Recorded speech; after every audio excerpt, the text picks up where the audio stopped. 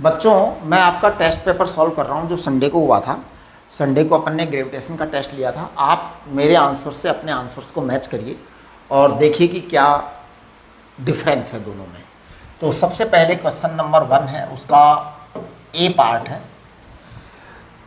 Question है assuming earth to be a uniform sphere find an expression for density of earth in terms of small G and capital G. तो देखिए we know that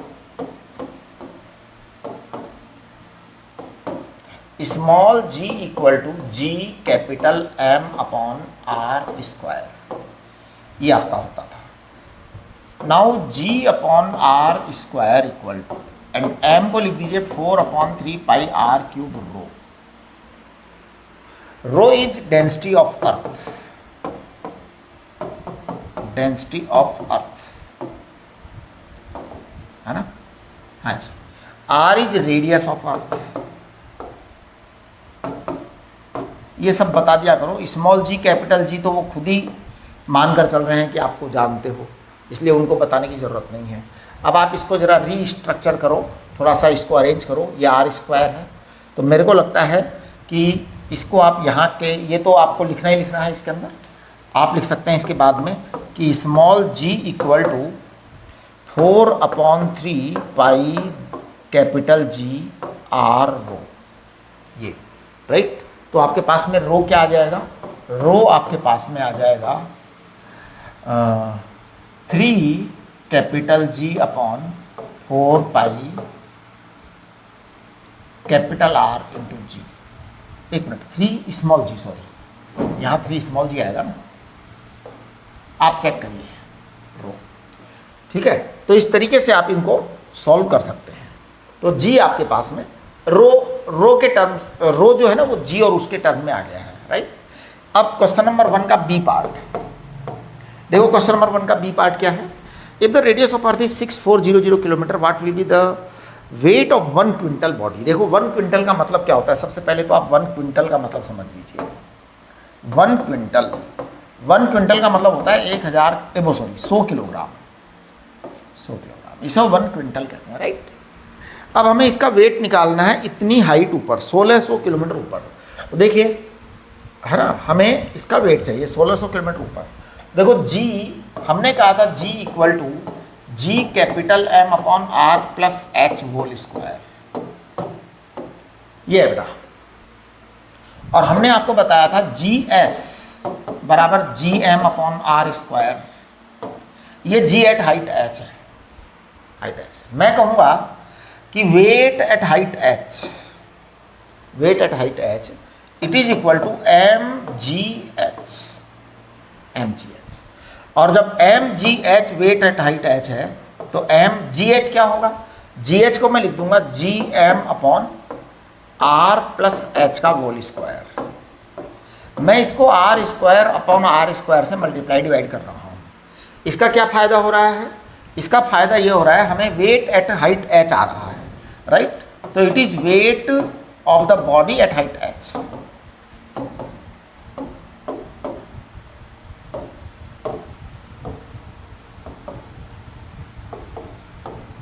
wait of the body at height H ये आ रहा है।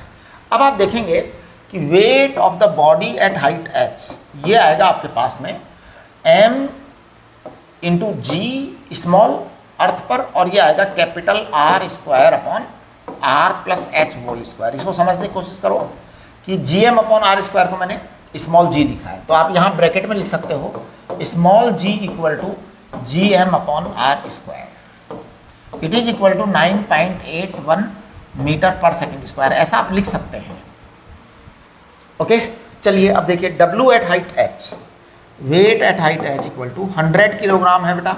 जी को 9.8 लिखिए, are square को लिखिए 6400 का स्क्वायर, और आर प्लस एच को लिखिए 6400 प्लस 1600 इसका स्क्वायर। जब आप इसे करेंगे तो डब्ल्यू एच आ जाएगा आपका 100 इंटू 9.8 इंटू 6400 का स्क्वायर, और ये तो मेरे को लगता है 4/5 आएगा, तो 16/25 आ जाएगा, राइट। 16/25 आ जाएगा। ये 4/5 आएगा, इसका स्क्वायर 16/25 आ जाएगा। प्लीज़ आप लोग मेरी कैलकुलेशंस चेक कर लीजिएगा, कैलकुलेशंस पर बिल्कुल भरोसा ना करें। 64 × 9.8, 64 × 9.8 ये न्यूटन में आएगा, हमेशा वेट न्यूटन में आता है। तो आपका आंसर आएगा 64 × 9.8, यानी आप मल्टीप्लाई करेंगे तो थोड़ा सा कमी आएगा, है ना।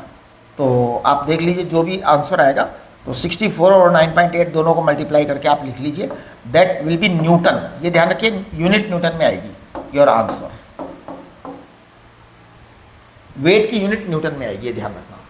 तो आपने देखा स्टेप बाय स्टेप, जो क्वेश्चन नंबर 1 था वो उसका जो ऑप्शन ए वाला पार्ट था वो कितना आसान था, आपको केवल रो निकालना था और आपने घुमा के रो निकाल दिया। यहाँ क्विंटल का मतलब 100 किलोग्राम था, आपको वेट एच हाइट पर निकालना था, तो हमने एच हाइट पर वेट निकाला है, राइट। इसके लिए हमने mgh लगाया, gh आपके पास में ये था, gs आपके पास ये था, तो gh सरफेस ये है, राइट, gh सरफेस ये है। ओके, चेक करिए आपके आंसर में और मेरे आंसर में क्या डिफरेंस है। क्वेश्चन नंबर 2 कर रहा हूँ मैं। क्वेश्चन नंबर 2 का देखें, ए पार्ट क्या है।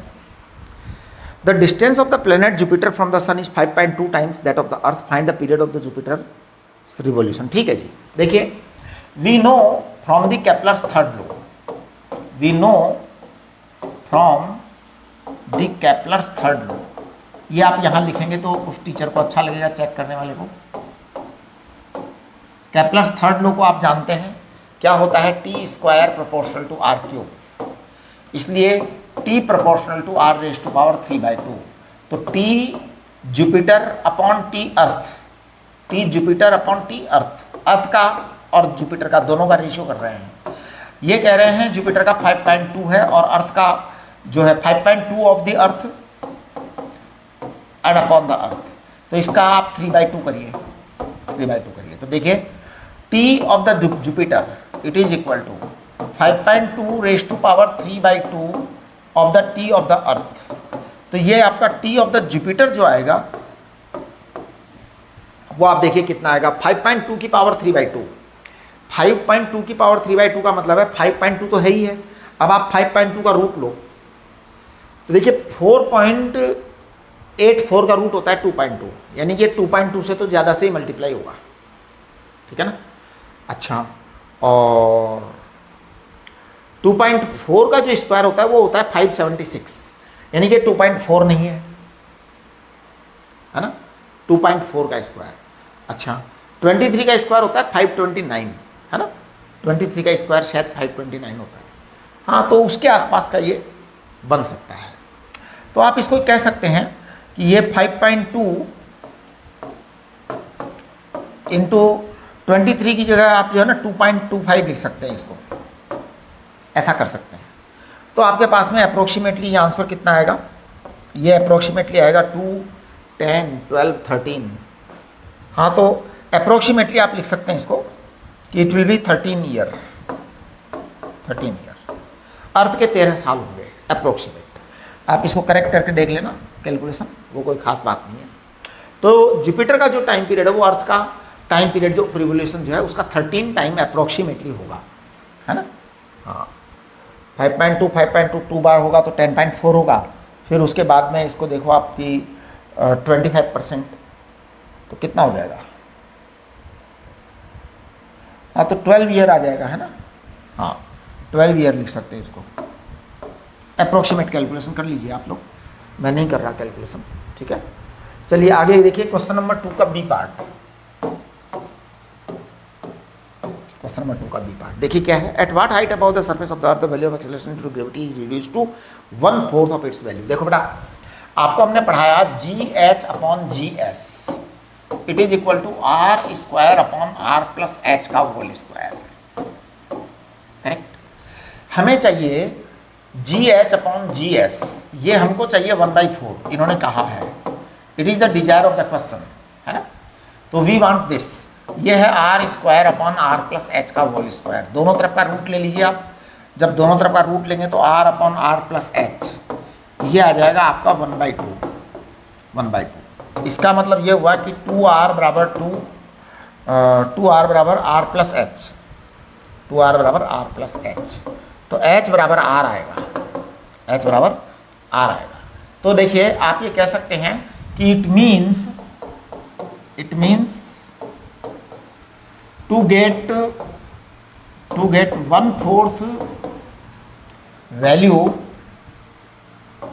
ऑफ g, है ना, value of g s, we need to go up to height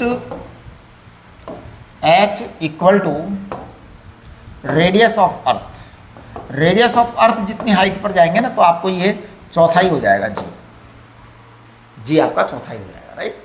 ये हमने आपको पढ़ाया था, ध्यान दीजिए। आपको ये काम में नहीं लेना है यहाँ पे, क्योंकि वो अप्रोक्सीमेट था। G H is nearly equal to G S 1 minus 2h upon R. ये काम में लेंगे तो आपको नंबर कट जाएंगे, 0 नंबर मिलेगा, क्योंकि ये अप्रोक्सीमेट फॉर्मूला है जो 100, 200, 400 मीटर के लिए होता है। मैंने आपको बताया था कि ये आप तब काम में लेंगे जब बहुत छोटा सा चेंज करना हो, राइट। चलिए आपके पास में अब आता है ये 2 का। अब 2 का सी पार्ट देखिए, क्वेश्चन नंबर 2 का सी पार्ट देखो आप। तो क्वेश्चन नंबर 2 का पार्ट सी देखिए आप। क्वेश्चन नंबर 2 का सी पार्ट जो है वो देखिए क्या है, why is gravitational potential energy is negative. देखिए gravitational potential energy is always negative, gravitational potential energy is always negative as the gravitational force is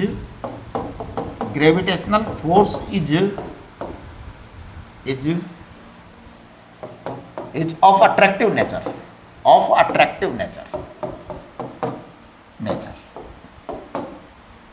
है ना।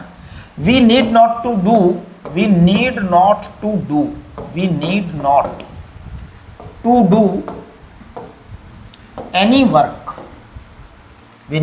do any work in bringing two massive bodies close to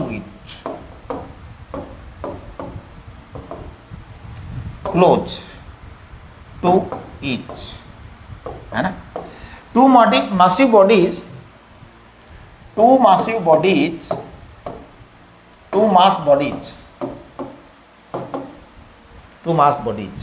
attract each other and they come closer,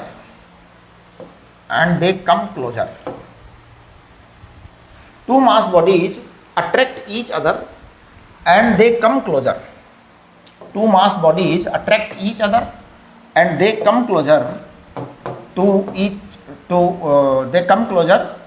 due to gravitational attraction,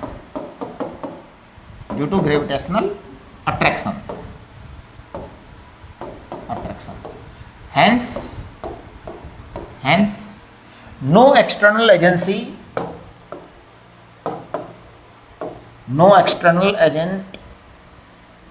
is required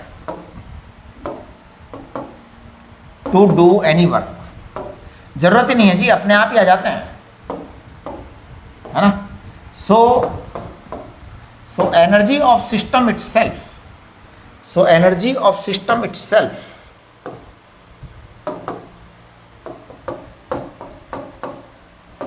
is utilized,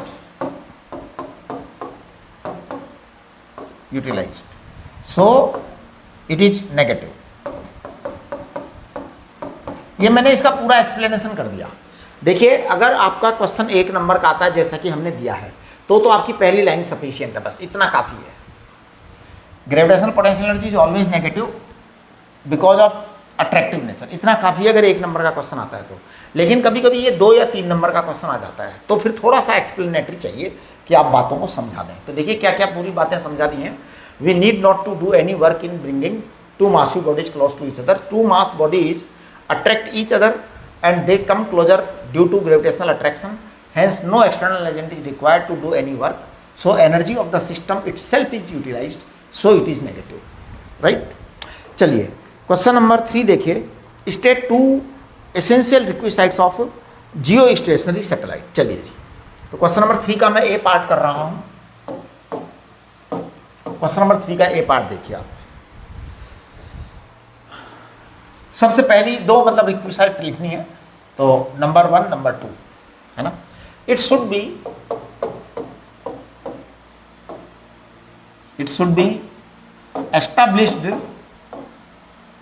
established in equatorial plane. It should be established in equatorial plane. It should be established in equatorial plane. Its speed in the orbit should be so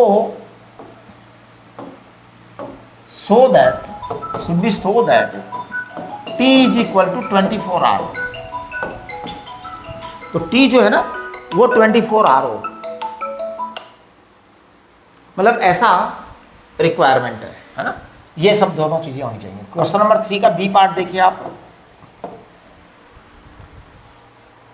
हाँ, show that artificial satellite circling round. हाँ, ये आपको करवाया हुआ हमने। तो देखिए, अगर मान लो ये अर्थ है और ये आर्टिफिशियल सैटेलाइट सर्कुलर पाथ कर रहा है, तो हम क्या कहेंगे? हम कहेंगे कि GMM अपॉन आर स्क्वायर बराबर MV स्क्वायर अपॉन आर। कुल मिला के आपका M से M कट जाएगा और R से R कट जाएगा, V आपके पास में आ जाएगा under root GM upon R. हमारे को इन्होंने कहा है कि केपलर्स थर्ड लॉ को प्रूव करना है ना। हाँ, तो देखिए ये आपके पास V आ गया, एक स्टेप आपका कंप्लीट हो गया, राइट। दूसरी बार में आप क्या करेंगे? T is the time period. तो टाइम पीरियड को आप लिखेंगे 2 pi R upon V, circumference upon V, sorry 2 pi R upon V. अब देखिए 2 पाई आर अपॉन वी को लिख देंगे आप GM अपॉन आर। तो आपके पास में T बराबर आ जाएगा 2 pi small r raise to power 3/2 under root GM। ये तो ये आपका आंसर आ गया। And this gives us the result T square proportional to R cube. This is Kepler's third law. ठीक है, तो दोनों आपके क्वेश्चन तीसरे वाले के दोनों पार्ट हो गए। अब देखिए क्वेश्चन नंबर 4 का ए पार्ट।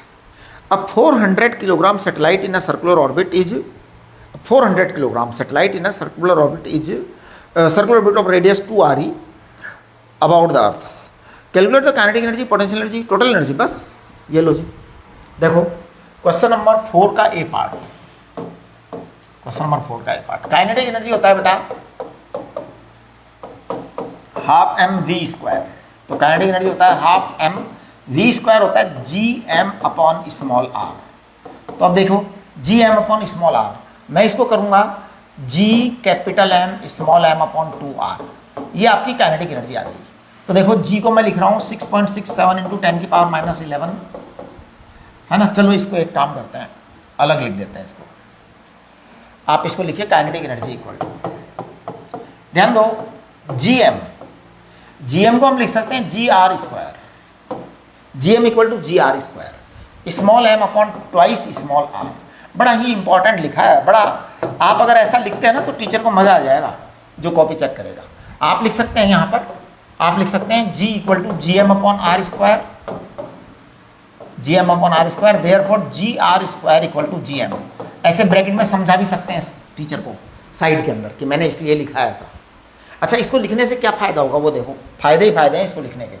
देखो कैसे, GR square M upon twice small r। अब स्मॉल r आपको दे रखा है twice r, small r twice r दे रखा है क्वेश्चन के अंदर।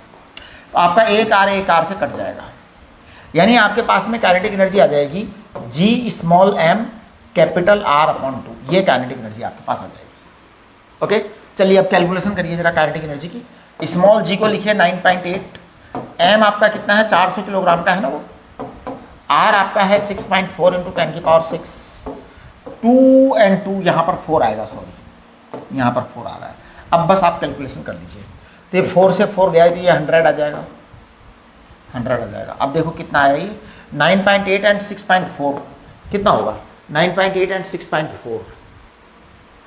ऐसा करता हूँ मैं 6.25 लिख देता हूँ, है ना, 6.25 इंटू 10⁻⁴ कितना आएगा बताओ,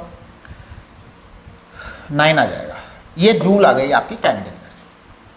देखिए ये कैलकुलेशन सही होने की मेरी कोई गारंटी नहीं है, आप मेरी कैलकुलेशंस चेक करेंगे, I can do any mistake, है ना। आपको केवल मतलब मेरे कंसेप्ट पकड़ने हैं, आपको कैलकुलेशन तो अपनी खुद की करनी है ना। मैंने कर दिया, ये हो सकता है सही हो। अब देखिए काइनेटिक एनर्जी इतनी आ गई।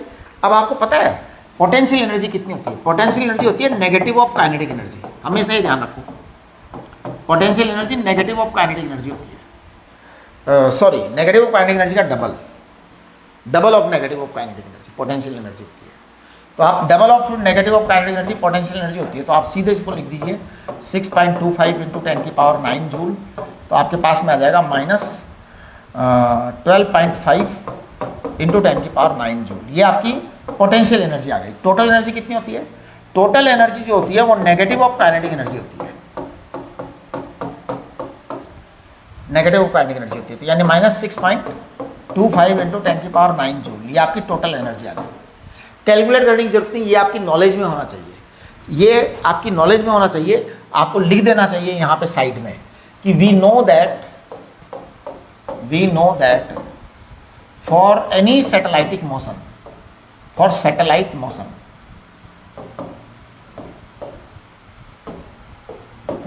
Motion, total energy is equal to minus of kinetic energy and potential energy is equal to minus of twice of kinetic energy. ये होता है, ये आपके दिमाग में वैसे ही आना चाहिए। चलिए क्वेश्चन नंबर 4 का बी पार्ट देखिए, upon what factors the escape speed of the body from earth depends, right. चलिए जी, तो देखिए क्वेश्चन नंबर 4 का B part, upon what factors it depends. तो देखिए मैं बता रहा हूँ एस्केप वेलोसिटी होता है बेटा √G capital M upon R, √G capital M upon R। तो upon what factors does the escape velocity of the body from the earth depends. तो देखिए it never depends upon the mass of the throwing body, जिस body को फेंका जा रहा है उसके मास से इसका कोई लेना देना नहीं, ये ट्वाइस होता है। तो ध्यान दो, escape velocity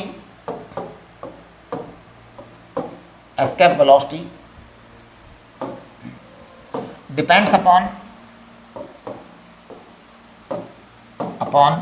mass of the earth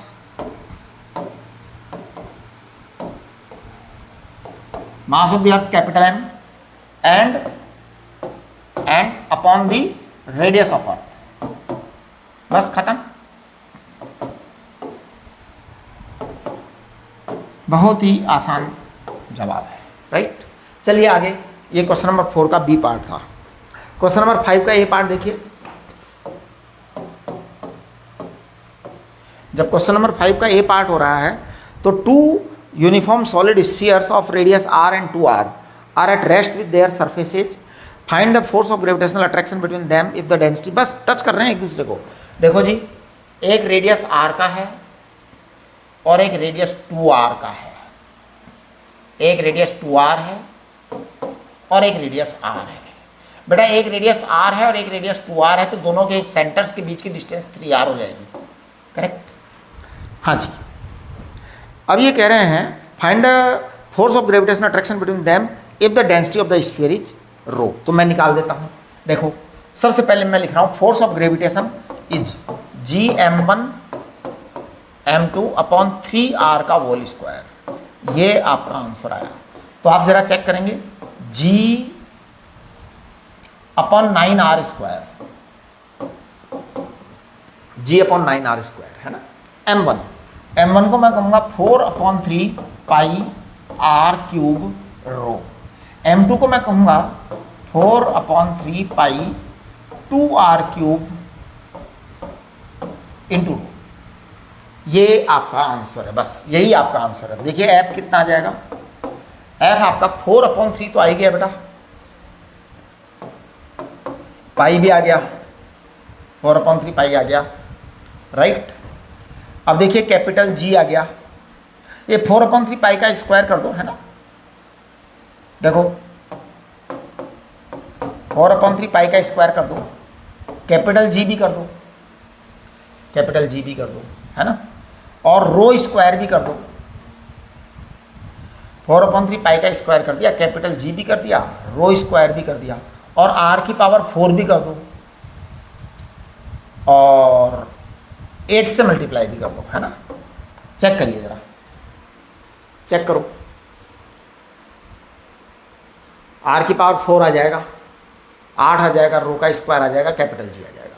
तो मेरे हिसाब से आपका फोर्स का जो आंसर आ गया है वो आ गया है 4 4 जा 16 एंड 8, 4 4 जा 16 एंड 8 कितना आएगा, 16 8 जा 128 पाई स्क्वायर अपॉन, अच्छा ये 9 और था एक, यहाँ पे भी 9 था नीचे, है ना, तो वो 9 भी आएगा। तो 9 9 जा 81, 9 9 जा 81, capital G rho square R की पावर 4। आप चेक करिए, है ना। हाँ, ये देखिए फंडामेंटली ये वाली चीज़ तो मैंने लिखी है, बाकी चीज़ें आप चेक किया करो। कैलकुलेशन तो आपको चेक करनी चाहिए, क्योंकि कैलकुलेशन में बस रहता हूँ एकदम लापरवाह, बहुत ज़्यादा लापरवाही करता हूँ मैं कैलकुलेशन में, आप लोग ध्यान रखा करो मेरा। Saturn year is 29.5 times of the earth year, how far is the Saturn. ठीक है, देखो वापस से वही सवाल आ गया 5B, क्वेश्चन नंबर 5 का जो बी पार्ट है वो है T square proportional to R cube. तो इसका मतलब ये हुआ R proportional to T square 2/3। तो देखिए R of the Saturn upon R of the earth, Saturn को ये कह रहे हैं 29.5 ईयर है, इसको 2/3 करिए आप पावर, और इसको कर दीजिए 1 ईयर, है ना, क्योंकि वो 29.5 ईयर अर्थ का है, ये 1 ईयर अर्थ का है। तो इसका मतलब आर एस जो है सैटर्न का जो डिस्टेंस आएगा वो आएगा 29.5 की पावर 2/3, 29.5 की power 2/3 into R E. This is your answer, बस यही आपका आंसर है। तो इस तरीके से आपका ये पेपर सॉल्व होता है। आप देखिए कि जो आपने किया है वो मेरी तरह किया है या अलग किया है, और अगर कोई कन्फ्यूजन है तो आप मेरे से जूम सेशन में डिस्कस कीजिए। ठीक है, नमस्ते।